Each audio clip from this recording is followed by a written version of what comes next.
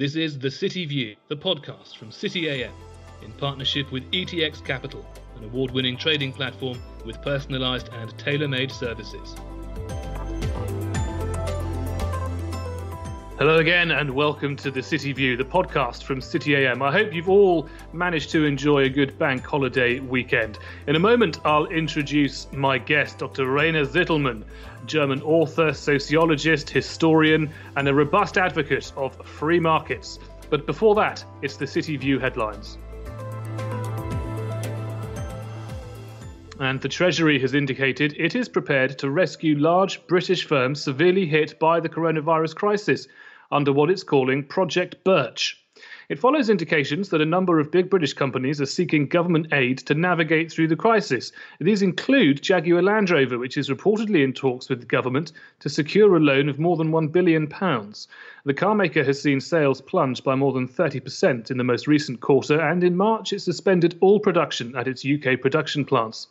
It was reported over the bank holiday weekend that the government could act to save firms whose failure would disproportionately harm the economy, a move which would see the state deciding which large companies to save and which it could let fail. Under Project Birch, the Chancellor will increase the capacity of the Treasury to handle bespoke bailouts of viable companies which have exhausted all options, including presumably the government's existing loan schemes. It could include buying a stake in the company, but is more likely to involve bespoke loan facilities.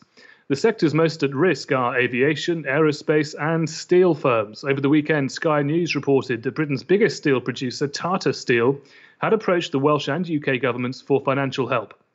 Stephen Kinnock, the Labour MP, said Tata Steel, which owns the steelworks in his constituency in Port Talbot, needs around £500 million in orders to survive this crisis. And security officials have launched a review of Huawei's involvement in Britain's 5G network after fresh US sanctions. The US Commerce Department earlier this month said it would extend the sanctions to require licenses for sales to Huawei of semiconductors made abroad with American technology. The UK government has since confirmed that the National Cyber Security Centre is looking carefully at any impact they could have to the UK's networks. It comes after reports emerged that Boris Johnson intended to reduce the Chinese state-owned firm's involvement in Britain's 5G network in the wake of the pandemic. Johnson has reportedly instructed officials to draw up plans that would reduce China's involvement to zero by 2023. The US added Huawei to a trade blacklist last year over national security concerns, essentially blocking US companies from doing business with the Chinese firm. The UK's future relationship with Huawei has long threatened to undermine any UK-US trade deal, and news of the UK's new position has been welcomed by MPs, notably those from the newly formed China Research Group of Tory MPs, determined to recalibrate the UK's relationship with the communist superpower. And finally, Britons are volunteering in their millions as part of the isolation economy. That's according to new research from Legal in General and the Centre for Economic and Business Research. The Isolation Economy Research Project has found that 10 million UK adults are serving as an informal volunteering army, supporting local communities and helping vulnerable people.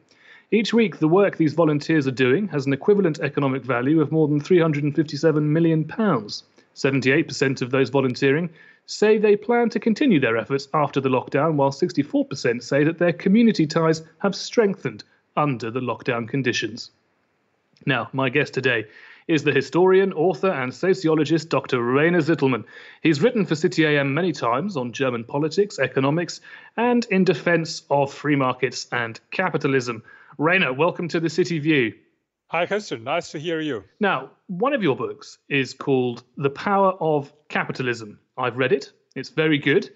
But where do those arguments fit now that we, in the UK at least, are in an era of unprecedented government borrowing and previously unimaginable levels of state intervention? Yes, but I think it's not a problem of capitalism. I know some socialists, they have the argument now that the coronavirus crisis proves that capitalism is wrong, but I don't know what it.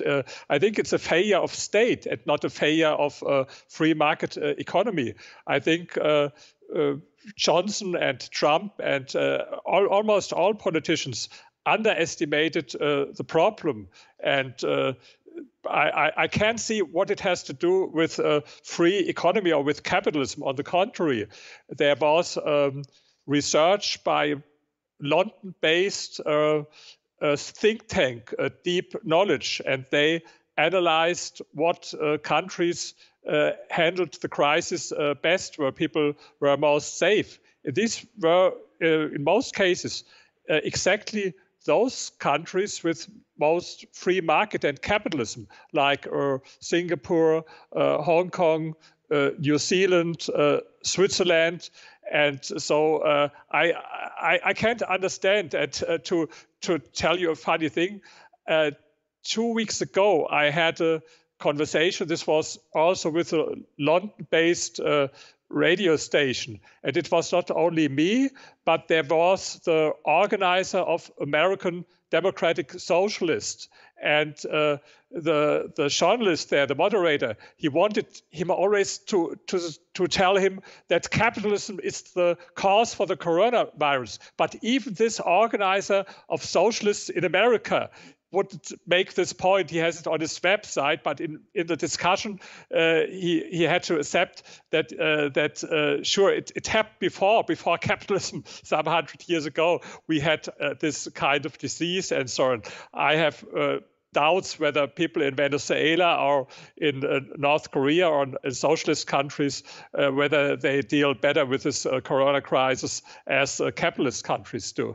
Well, a frequent topic of yours when you write for City AM is that capitalism and the philosophy that underpins that system has been under threat in Western politics for a long time. Do you think this crisis and governments' responses to it will come to represent, or could come to represent, another front in that critique of free market economics? Yes, absolutely. I read a lot of articles written by socialist thinkers, and this is exactly what they hoped.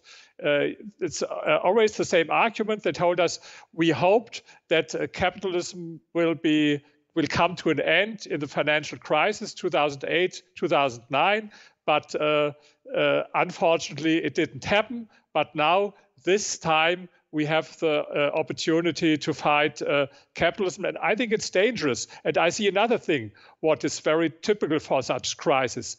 Always when we had such crisis in history, people looked for scapegoats. They looked for social groups they could blame. Like in the Middle Ages, for example, they blamed witches or Jewish people for the plague or for other disease and crisis. And in the financial crisis, it was the same thing. They looked for scapegoats like greedy bankers or super rich people. And now in the crisis, it's the same. I don't know how it is with you in UK, but in Germany, we have so much hate against Bill Gates. We have all these demonstrations where people speak against Bill Gates, that he has caused the coronavirus, or what is absolutely a stupid idea. But I think it's a part of this, that people, if something doesn't work well, they look for scapegoats.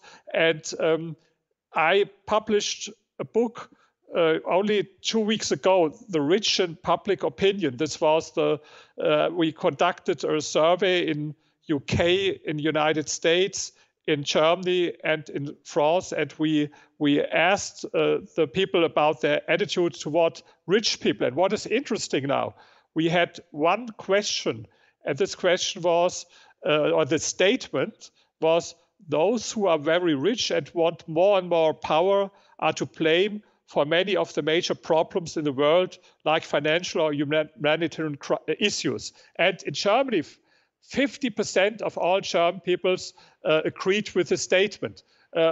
In UK, people are more intelligent, only 21% supported the statement. And in the United States, only 25%. But here in Germany, 50% of the people supported this statement. And so I'm curious, how is it with you? Do you have the same discussion in UK, that they blame rich, super rich people like Bill Gates for having caused this coronavirus crisis?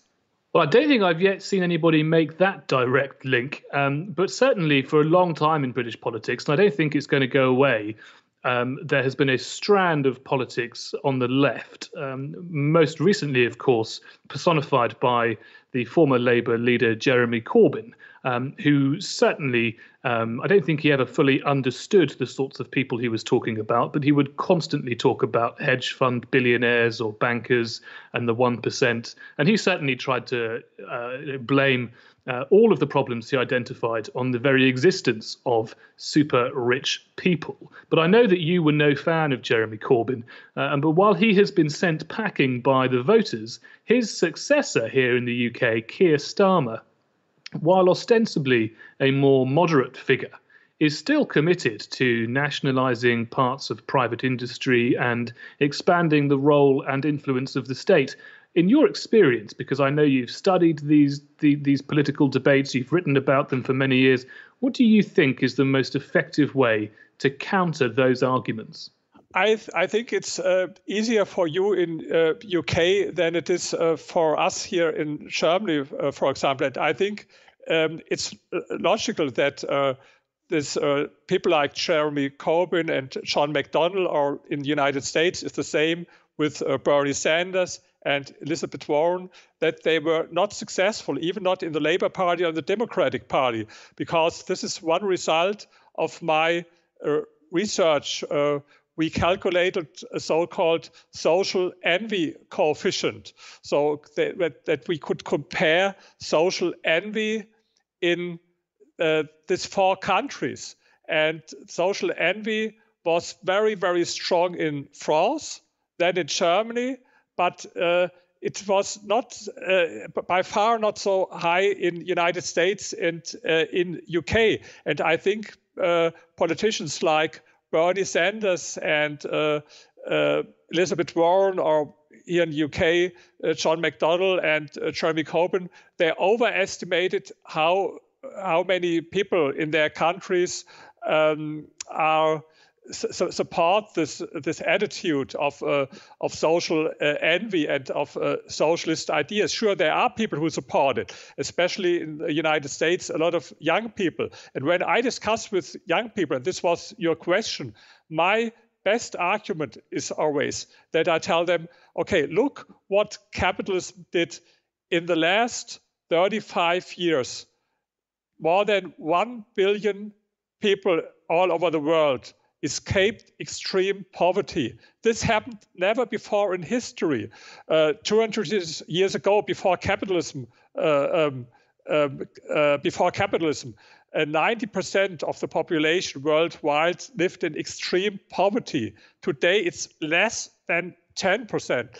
But what is much more important, more than half of this reduction happened in the last 35 years. And these are exactly the same 35 years where left-wing economists like this French economist Thomas Piketty, for example, tell us, oh, everything is going bad because the gap between the rich and the poor is widening, and there's social inequality. And I tell these people, I don't care so much about inequality, and I don't care about the gap between the rich and the poor, but I care about poor people. And my best argument is always, look what happened in China, for example. In the time of Mao Zedong, of socialism, the end of the 50s, more than 40 million people died as a result of the so-called Great Leap Forward. My book about, you read it, Power of Capitalism, starts with this. And a lot of young people, they don't know it. They never heard about it. Teachers don't tell them at school that more than 40 million people died as a result of this Great Leap Forward. So even in 1981, 88% of the Chinese people lived in extreme poverty. Today, it's less than 1%. And what is the reason? What happened in the meantime? Deng Xiaoping started his more free market reforms and introduced private property. And he had the slogan, let some people become rich. And we have today so many billionaires in China as in no other country in the world, with exception United States. So, and on the other hand, we have a reduction of poverty, like is never happened before. Sure, China is not a pure capitalist country. It's a mixed economy, and the state plays a very big role. But this is not so important. What is important is the relationship between market on the one hand and state on the other hand. How the ratio develops. Rainer, let me ask you this. When you talk about a mixed economy, I think of Scandinavian countries. I think Germany is a mixed economy. I think you're going to have to do better for a poster child of capitalism. I think you can do better for a poster child for capitalism than China, surely. What I want to tell you, it's not so important how is the ratio today between market and state, but the development of the ratio. I give you an example. I want to tell you why I call the example of China. I have a theory that I call the test tube theory. It's like in the test tube, you give in the test tube more market or more state, and then you look what happens. For example, in Venezuela, in the last 20 years, they added more state, and what happened? More poverty. And what they did in China, they added more market. And I think the absolute ratio between market and state, it's not important to explain the development. To explain the development, you have to look how the ratio between state and market changes. And this is something like a law that you can see everywhere in history. If you add more market, more private property, then things will go better, like it happened with the Margaret Thatcher reforms, for example, in the 80s in UK. And if you add more state, like they did in Venezuela, for example, things become worse. Well, I don't think I would dispute you on that. Just tell us a bit about German politics at the moment. Is the coronavirus having a big influence on German politics, or is it perhaps contributing to new fault lines in your political debate, or is German politics still governed by the sorts of things that it was before this crisis? What's going on? If you look at the polls, coronavirus has a very huge impact in Germany. Before coronavirus, the Green Party, we have this Green Party that is a leftist party here in Germany. They were very, very strong in the polls. There were some polls where they were stronger than the Christian Democrats from Angela Merkel, what is the ruling party here in Germany today, together with Social Democrats. And they were head to head in the polls. And this changed dramatically. The Green Party, they lost in the polls, and today, and the Christian Democrats, they gained a lot of support, and the Christian Democrats, they had sometimes only in polls like 25%, and today it's 40%. And so they gained so much support like they never did before in the last years, and the Green lost on the other hand. This is the main impact, because before the corona crisis, there was only one big political topic in Germany. It was climate change. From morning to night, it was like, I imagine it's similar to North Korea. If you go up in the morning and you hear there from the loudspeaker all the same slogans all over the day. So it was in Germany only one issue from morning to night: climate change, climate change, climate change. And this was very good for the Green Party because they got so much support. But now in the days of corona crisis, people are not so much interested in climate change, but in other topics. And this was the main impact on the German policy. And what are the other topics that you refer to? Presumably now a greater focus on the economy, on growth, on how to survive the recession that both our countries are plunging into. Presumably you would say that has focused people's minds, and that for a short while at least, people's economic considerations rise above issues such as climate change, which is a much longer term consideration. Yes, sure. We have another topic, and I think you are in a good position that you are leaving the European Union, because you know how bad the crisis was for Spain and Italy.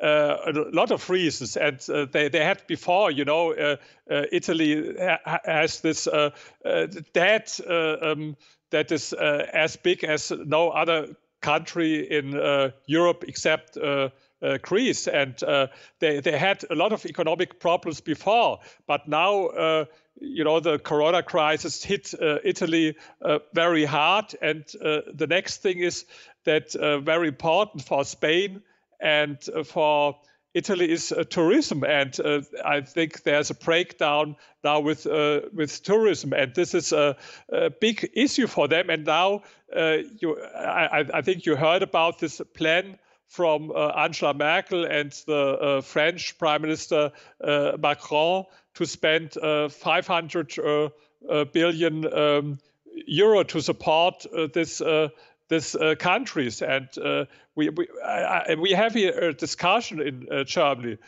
whether this is a good idea, and so I think you can be happy in this way that you are not a part of this discussion now, whether you have to spend hundreds of billions for Italy and Spain to help them in some ways, in humanitarian ways. This is okay, but the problem is they had this problems before because they had no labor market reforms and all this what would be necessary. Italy would need much more capitalism, but they missed to do any reforms, and now sure, there are a lot of people in Germany who don't like it to pay for them now, and they see that the coronavirus is only an excuse for this. This is the other topic. Well, we're busy enough here in the UK spending our own hundreds of billions on trying to come through this crisis. Can I ask you finally, Rainer, for your thoughts as a sociologist and indeed as an economist on a debate which is now very lively in this country, and perhaps you can give some perspective about the debate in Germany. The debate is about the damage the virus can cause on one hand, and the damage caused by the lockdown, by the response to the virus on the other hand. How do you view that debate? It's hard to judge it, yes, and I think there are a lot of people. Everyone has an opinion about this subject, but to be honest, I'm not so sure. I think we have a lot of criticism in Germany because we had this lockdown, but I think it's too early to see what is the result. But of course, everyone knows we can't have this lockdown for some more month or for half year. We have so many companies who will get bankrupt and people that get out of work. So I think it's crystal clear that we can't go on with this. But I think the big problem is that it didn't have to happen all this way if the government wouldn't have underestimated it. And I think this is another lesson from this crisis. My thesis is the state today is too weak where the state should be strong. For example, in infrastructure or in for example, in security or crisis prevention is one thing where I think state should be strong and is weak. And the state is much too strong in other things where it should be weak, like in redistribution, economy, and all this stuff. Or if you look what happened in the United States, it's so crazy. They had some years ago, all over the day, crazy discussions about transgender restrooms and about political correctness and all this stuff. And today they have maybe enough transgender restrooms, but they had no masks and no things that are necessary for crisis prevention. And I think this is one lesson that this crisis should tell us, that the state should refocus on on the task of the state. But what we have seen all these years that the state missed to fulfill his original tasks and to focus on this because they dealt all over the day with redistribution and with political correctness discussions and all this crazy stuff. And I think this is an important lesson from this crisis.